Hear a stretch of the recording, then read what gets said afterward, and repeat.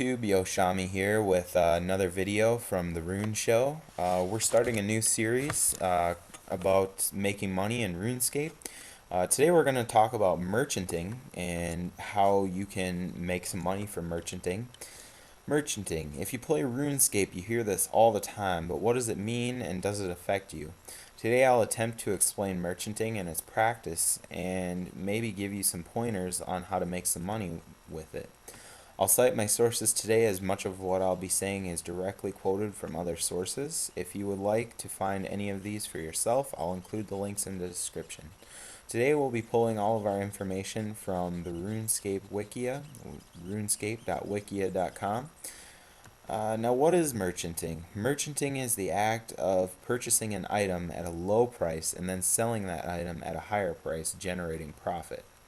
There's several ways in which you can merchant. The first is called investing, buying items with the intent of selling them for profit several days to many months later due to a gradual increase in price or a more sudden reversal from falling in price to rising in price.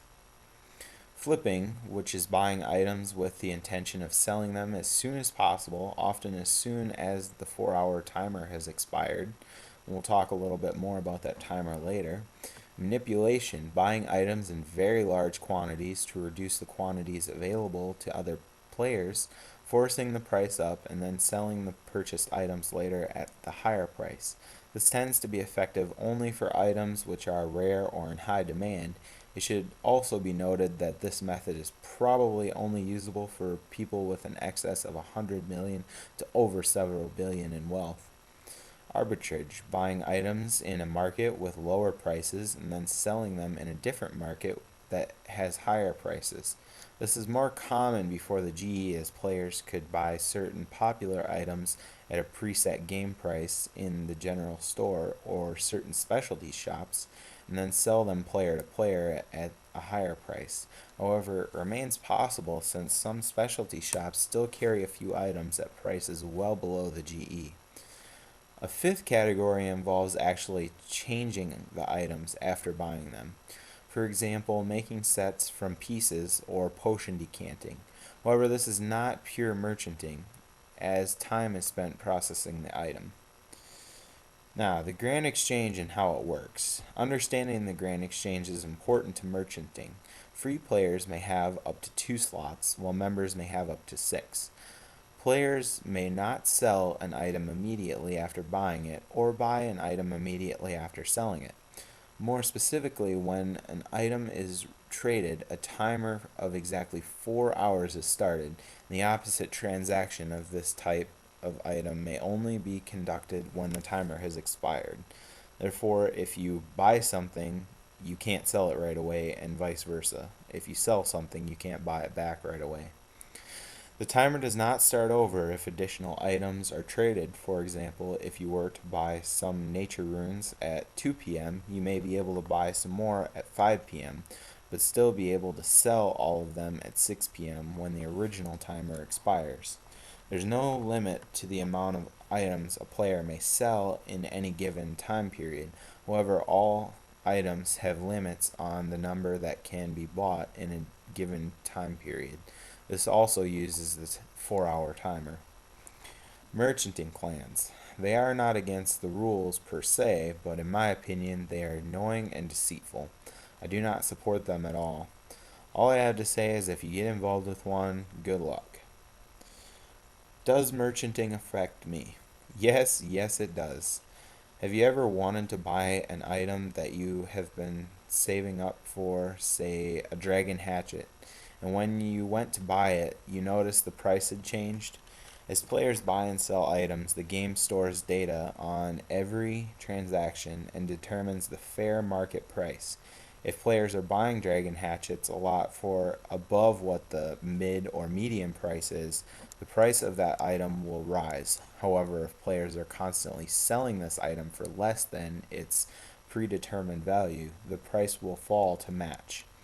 Example, if you start saving up for a dragon hatchet and the price at the time is 2.6 million, a week goes by and you finally have 2.6 million. But when you go to buy the item, the price has risen to over 3 million. Now at 3.1 million, you can no longer afford this item. It would seem that someone has taken an interest in dragon hatchets. Not to worry, if you wait, the price may fall. And sure enough, the week after, everyone seems to be selling dragon hatchets for 2.8 million. Now you have the cash and the price is within reach. Should you buy it or wait for it to fall back to your original asking price? It is risky because the item could fall much further, or it could go down a bit more and then suddenly shoot back up because demand has risen again. Ask yourself, how important is the item? Will you use it? Is there anything else that you could use more, such as food for Slayer or something? Then also look at the graph. If you are satisfied with the price, go for it.